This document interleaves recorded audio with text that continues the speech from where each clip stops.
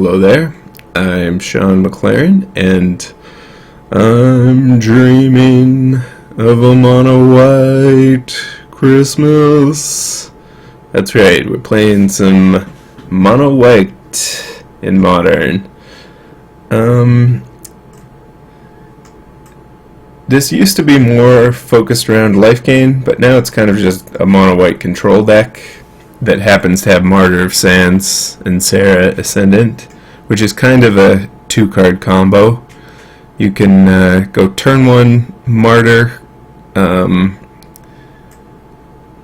gain a bunch of life on turn 2 and play Sarah Ascendant, or even better yet, go turn 1 Ascendant and then turn 2 Martyr, gain a bunch of life, make it a 6/6 if you have enough white cards. So yeah, that's kind of just a two-card combo. Martyr of Sands is obviously great against like burn, just happens to be, and they also kind of enable Proclamation of Rebirth, being another sort of value card, another value combo card to resurrect the powerful combo. And as well, Ranger of Eos kind of enables them as well, able to fetch up Martyr and Ascendant, or multiple Martyrs, multiple Ascendants, depending on what you need. There's also a couple powerful one-drop bullets in Weathered Wayfarer. If you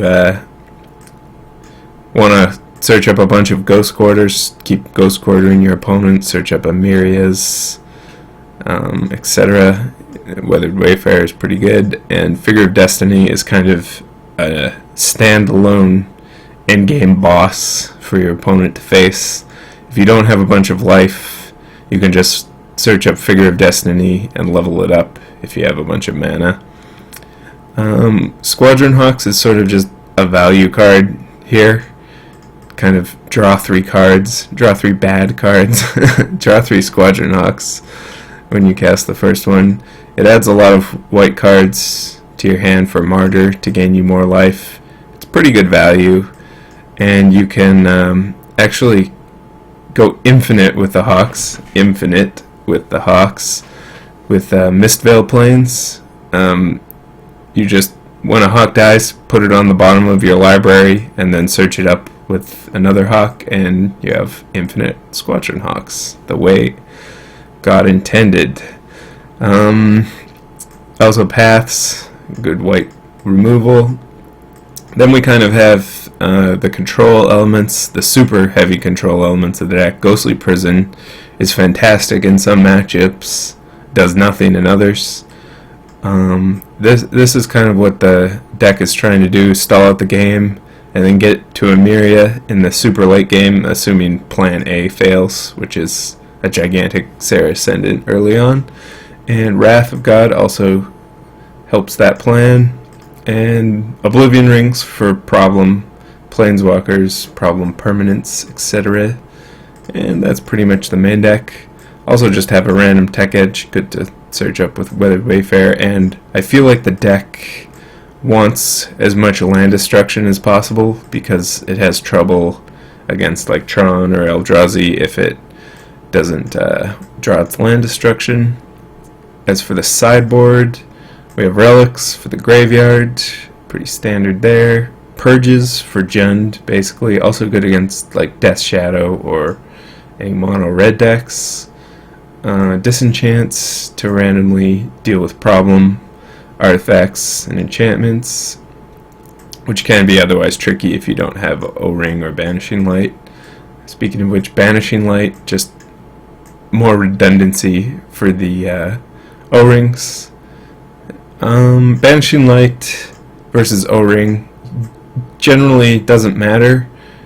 O-Ring is worse when you play O-Ring and your opponent only has one permanent and then they removal it and make you O-Ring your own thing.